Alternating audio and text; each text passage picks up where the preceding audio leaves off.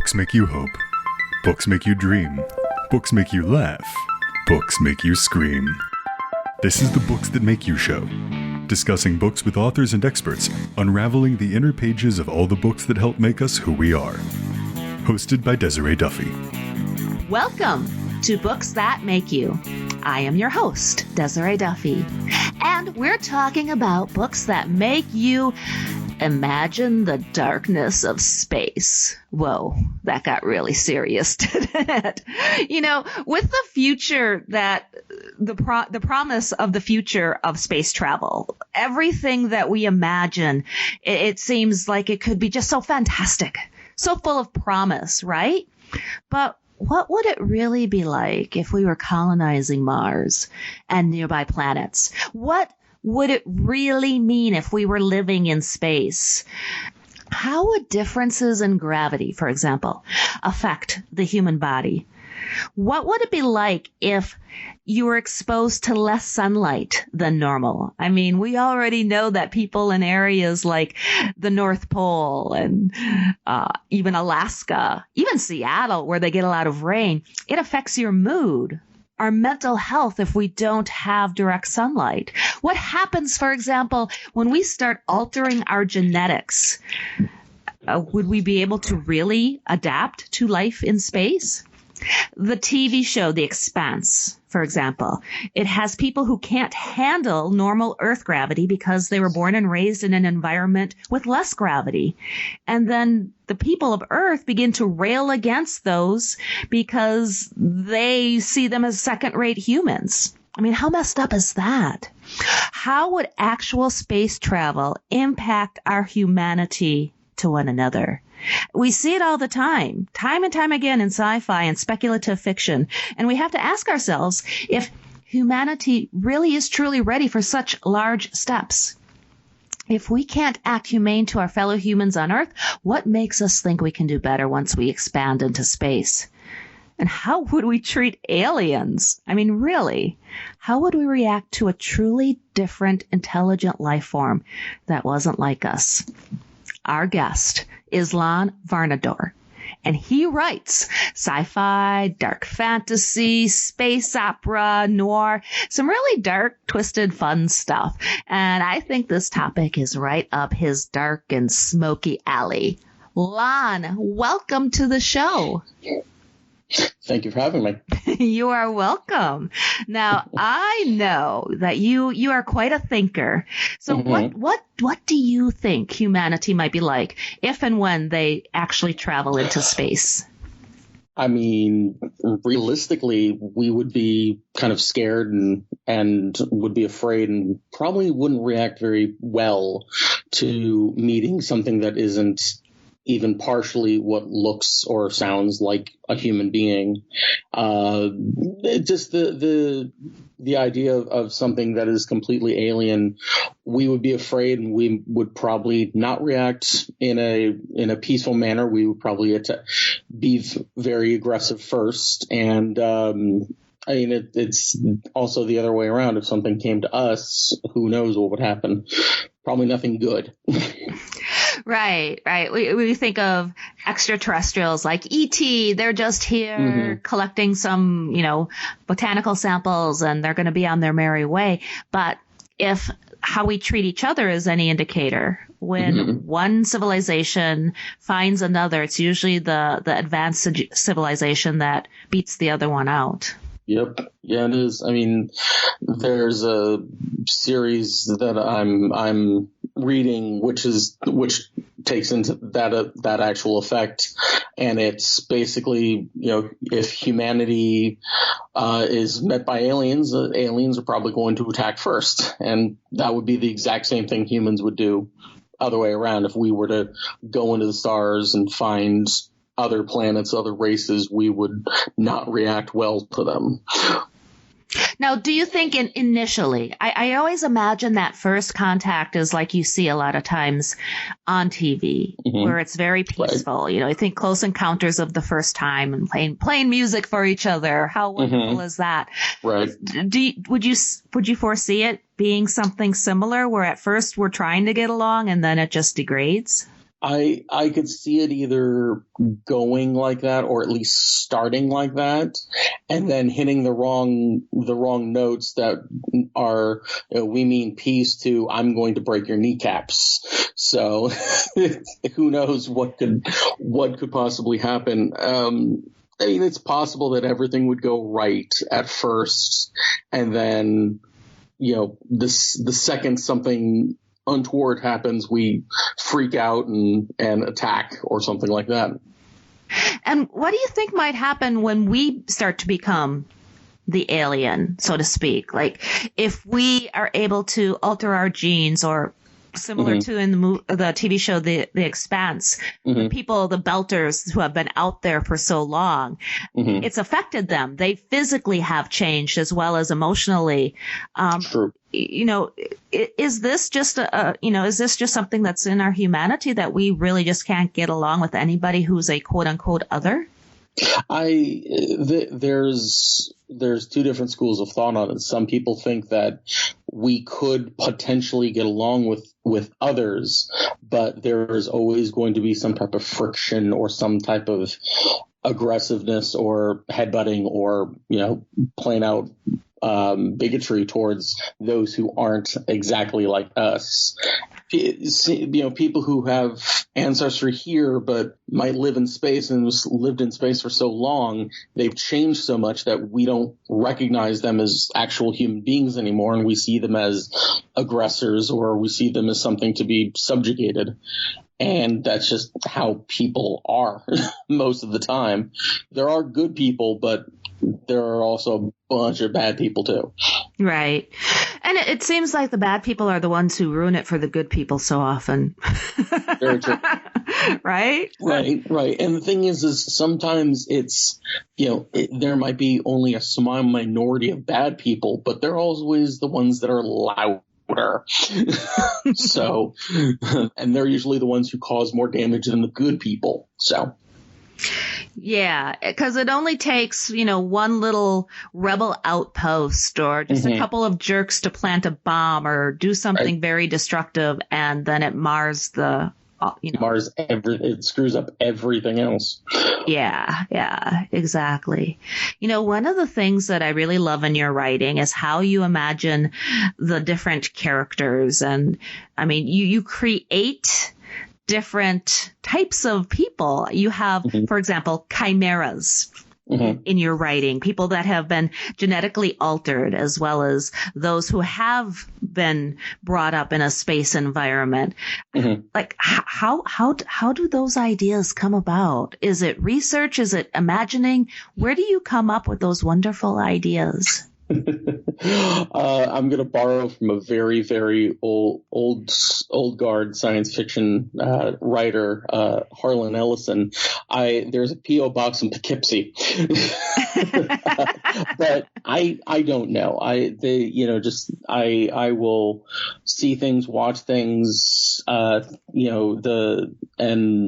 different images sort of come into my head and get stuck there and kind of move and twist things around. The idea of chimera came around from different things. I heard about chimeraism from an old episode of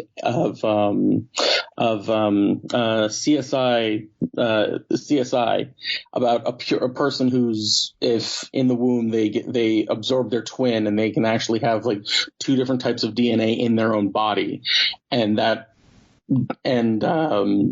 what chimeraism is for, on Earth at least. But also when I was younger, I watched cartoons, and there were people who were sort of these animal human hybrids. I'm like, I wonder what would happen if we could actually do that, and what would they be called? And so that's where chimeras were sort of born, were just that those two different things kind of colliding into each other. And the other name of people that I have is spiders, and those are people who were born and raised on Mars. And those guys, since they live in an environment with a third of the gravity of Earth, they grow much taller. they grow very long and lanky, and a slang term that just immediately popped into my head was spiders, just creepy, crawly things. And that's something humans would use as a derogatory term. And with the writings that I do, you're not looking at it's not always happy-go-lucky people. It's usually people who have, aren't good people that are dealing with that you're dealing with in my writings and books. So yeah, well, it's very raw and real. It feels like you're not looking at Mars with rose-colored glasses, so to speak. Yeah.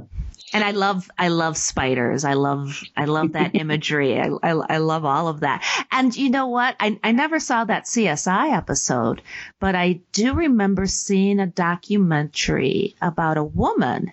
And actually, when they tested her, I think for some reason, they were testing her DNA compared to her children's. I think she might have been getting assistance for something.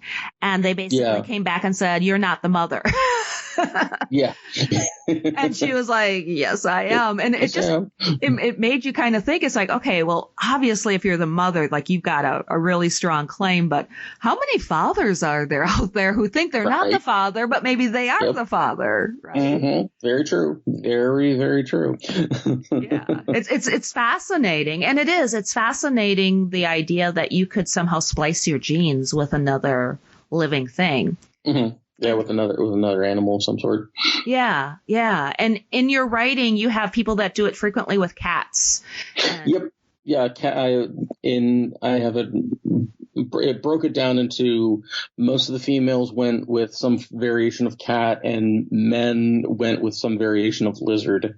So that seems, I don't know, just so appropriate in so many ways. Right? So, okay, Lon, tell me, if you could get your DNA spliced with any animal, what would you pick? Oh, God. I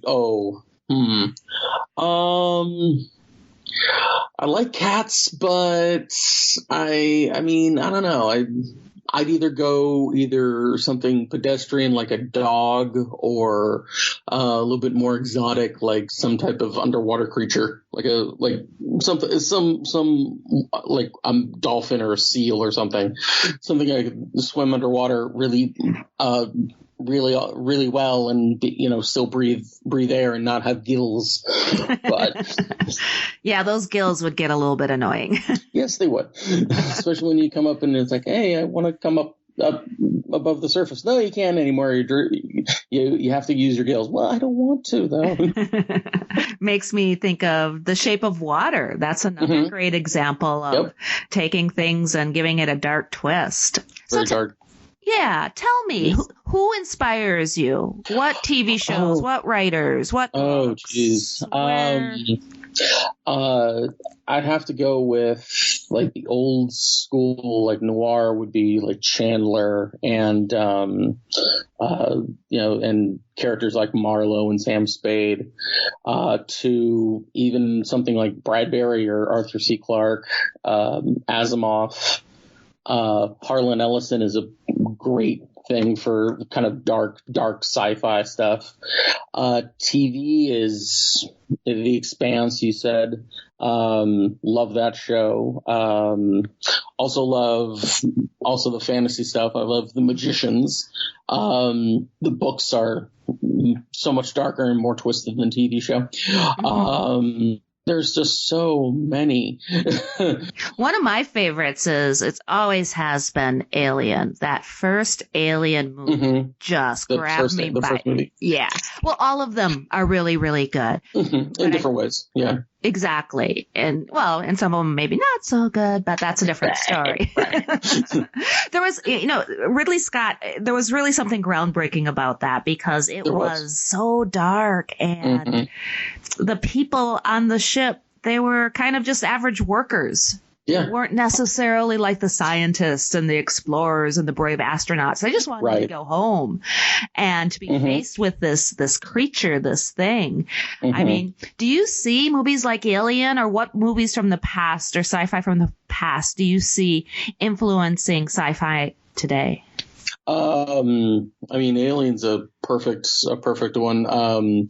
So's like the Terminator franchise, the earlier Terminator movies. Even something like Star Wars. Like Star Wars has always been a giant thing that sort of has been a big influencer. And also the original Blade Runner.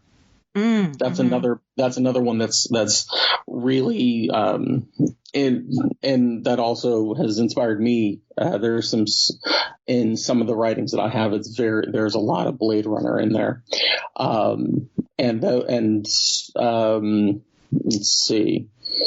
And also just like older science fiction works by like Philip K. Dick or I had his name a second ago. I can't remember now. It'll come back to me, I'm sure. Yeah. But there's so much out there, and the thing is, even today with things like Hulu, Netflix, and Amazon Prime, you're getting a whole lot more of them.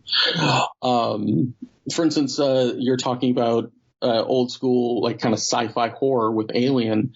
Look at what they did with George R.R. Martin's Night Flyer.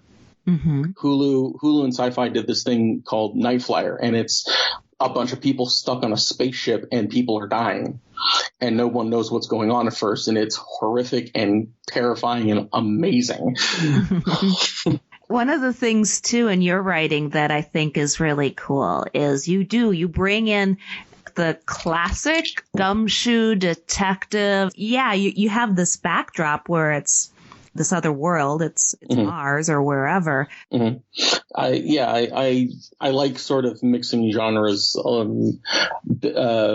Every once and again, there's and that's what I did with the novel Mostly Human, and there's other sequels, and I'm still haven't sat down to fully write yet, but still working on those. But that is definitely a blend of the noir fiction with something science fiction like, and I think it's a really cool blending of the two, and other people think so as well. So I'm not just tooting my own horn. Mm-hmm, mm-hmm. So let's talk about your writing then. So okay. you brought up Mostly Human. Mm-hmm. Yeah, that's I'm sort of waiting to see if that's going to be picked up by someone. Maybe not. But there's also a more space opera thing that I've got called Void Emissary, and also a more just straight out military sci-fi series called Star Killer. That was always fun to write, and currently working on a different type of a noir sci-fi thing with it's about space. It's kind of a little bit further in the future, and some people have sort of, because of they have all of these implants, it's kind of there's a cyberpunk element to it, but there's also definitely a noir element to it, because that's one thing I love to write about. And sometimes it affects people's memories, and that's something I did in Mostly Human. I'm going to drill down more on memory and how computers can help and also hinder people's memories, and what people can do with someone who might have been having their mind wiped by something. So that I'm still currently working on, but should have 1 or 2 stories up by sometime by the beginning of summer, I'm hoping. So, fantastic. That's very soon. That's exciting. Mm-hmm. Yeah. Yeah, I'm a big fan of Mostly Human, in case you couldn't tell. So. Thank you. And I love the way you have a lot of genres under your belt, but they all have that common thread. They're all kind of dark. They're all kind of sci-fi. Yeah. What do you like to write? I mean, you're jumping from space opera to noir to military. Where's your sweet spot? My sweet spot. I mean, I love writing all kinds of science fiction and fantasy. Like, I'm a giant fantasy nerd, and I mean, I've got all of these. I've got a fantasy noir series that I got in my head, and I've written some of it, but it's just sitting down and trying to write that. And also, there's fantasy epics that I want to write as well, but it's mostly just trying to get the stories out. And I'm still working on that and trying to get all of that moving in the forward direction. So I'm sticking with sci-fi for right now, just because it was my first love. It's my first genre that I really and truly love to read and to write. So. Now, are you a plotter or are you a pantser? I am a pantser. I am pretty much 100% pantser. I've gone through and done courses and meetups with people, and they talk about plotting and doing this and this and this. There's a great author by the name of Jay Thorne who did this thing, and he talking about the story grid method, and there are five essential plot points, and I've tried that, and it does work, but for the most part, I just want to sit down and start writing. I can't. If I plot too much, I lose interest in the story and it gets boring. So that's why I just sit down and I just start writing. And I mean, it's one of those, I'll fix it in editing. We'll fix it in post. Well, a good storyteller, it's ingrained within them. They know how to hit those plot points. They know how to tell a story. And sometimes if you're hitting the formula too right on the head, then it feels just very stilted and predictable too. Yeah, that's always been my big fear is when it comes to plotting. It's like, how much is too much, and this feels like really stayed, and it's been done before and again and again and again. It's like, I don't know if I really want to do that. That's why I'm just going to start writing. Especially with sci-fi and fantasy, because there is such a great wealth and depth of wonderful stories that are already out there. So you don't want to feel like you're being derivative. Right. That's the biggest fear, is that you don't want to be too derivative, because otherwise you're just gonna, he's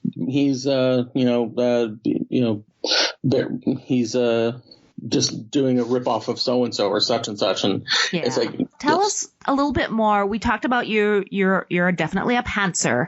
What happens when you get writer's block? What happens when you're sitting there looking at that blank screen and you're not sure what to do? How do you overcome issues like that?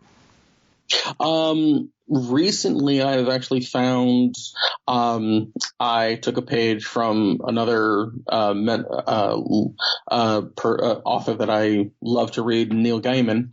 And, I go work on something else. And, work on that for a bit, and then if that might shake loose something that I'm working on in my original manuscript, and then I got to go back, then I'm like, oh, okay, cool, and I go back to the original manuscript, or I go to something else. I actually currently have 3 projects that I'm working on and kind of juggling right now, so all of those are in different stages of completion. But like, really and truly, it's just, you just work. I either work on something else, or I just sit down and go, okay, look, plumbers don't get plumber block. This is also sort of a job. You kind of just have to do it. So, I mean, if I end up with a day of 200 words, okay, cool. That's 200 words closer to being done versus, well, I tapped about 15 different times and it doesn't work. And I'm just going to give up for the day. But if I'm really, really stuck, every once in a while, I will take a day and watch TV, go out and watch the movie or binge part of a TV series that I like. And sometimes just either watching something creative or doing something else and letting my a subconscious sort of work on whatever problem it is, and come back the next day, and I'm usually pretty good and can go and can start working away again. So when you have you said three different projects that you're working on right now. Yes. Will you jump back and forth, like literally within one day, a couple of days, a couple of weeks? How much are you hopping lanes? At the moment, there are three novellas that I'm working on, and they're all sort of in the same umbrella project that I'm working for. And I have gotten to the point where I've worked on this one that's more just notes at the moment. I put that aside. The next thing is something that is about half done. I'm going through and I'm revising that. And then my next project is something that is almost done. I need to go through and do one last sweep with it, wait for my cover designer to come back to me with his design, and then I'm going to send it to my editor, my copy editor, and maybe some beta readers, and then publish. So, I mean, there's something that I'm working on, and there's also sort of, if none of that interests me, I sort of have okay, well, there's always this, and it's just something that you can sort of, I'll tap away maybe 100, 200 words on something, and it might be something completely different every day. It might just be this little free writing thing just to kind of shake things loose. Sure. What tips do you have for other writers? I think the big one is there is no such thing as plumber's block. So I love that. By the way. That's awesome. I wish I could take credit for it. I don't remember who I got it from, but it's from somewhere. Do a little bit of writing every day, and if you do sort of finish a section, you finish something, you have a definite concrete goal, and you complete that goal, take a day and just relax and don't worry about it. Like yesterday, I finished up the notes of story, and I went to go to the movies. Saw a really bad movie, but it helped because even bad movies are great, because you're like, oh, I know exactly what they did wrong. I would do this and this and this, and that just sets you off in a different direction. So. And it gives you an ego boost. You're like, yes, if that can get made. Exactly. Exactly. I know I'm doing better than that. Yep, pretty much. Now, do you ever hop outside of your genre? Do you go, I'm just guessing, but maybe you're not the romance guy. Would you read a romance novel or maybe historical fiction or something that is totally different for inspiration? I have actually read historical fiction. A buddy of mine long ago got me into the Sharps series, which is about during the Napoleon's invasion of Europe. And basically it's a group of riflemen who start in Portugal and slowly work their way through Europe, along with the Duke of Wellington taking over, breaking through Napoleon's fortress of Europe. And it's an amazing series. There's something like 15,000 books now. So, and they're just, prequels and sequels and this and this and this. And they also did like 10 movies that the BBC did back in the 80s with Sean Bean. It was amazing. But I love that. I'm not a big romance guy, but I've read some of those. I have read some romance books. I take a lesson from a very well-known writer. My name escapes me, but in his acceptance speech for his Nobel Prize in literature, he said that, read trash and treasure, read everything. So I'll read everything and anything under the sun if I need to, just to learn, just to look at something different and see a different voice or something different and refreshing from the stuff that I usually read. But I will read everything. Tell us where people can find you online. Okay, well, I'm on Twitter at Dragolite, Dragolite. I have a blog, which is my name, Lon Varnadore author, and that's LonVarnadore author at I think it's a WordPress, and I'm on Facebook under Lon Varnadore. Those are pretty much the best ways to find me. And we'll be able to find your books. It sounds like sometime around summer for sure. Yeah, the summer will definitely be the next big. I should have something released soon, I'm hoping, but definitely by summer there'll be at least a few more out, and those are going to be on Amazon. Lon, thank you so much for joining us today. I appreciate it. Thank you for having me. And once again, my name is Desiree Duffy, and thanks everyone for being with us today on Books That Make You. You can find out more on our website. It's booksthatmakeyou.com. And you can also follow us. We're on Facebook and Instagram. Until next time, enjoy all the books that make you who you are. The executive producer for Books That Make You is Desiree Duffy. Produced and sound-mastered by Phil Giangrande. Engineering by Dave Nabox. Social media and promotion by Bree Sweeter. For more, visit booksthatmakeyou.com.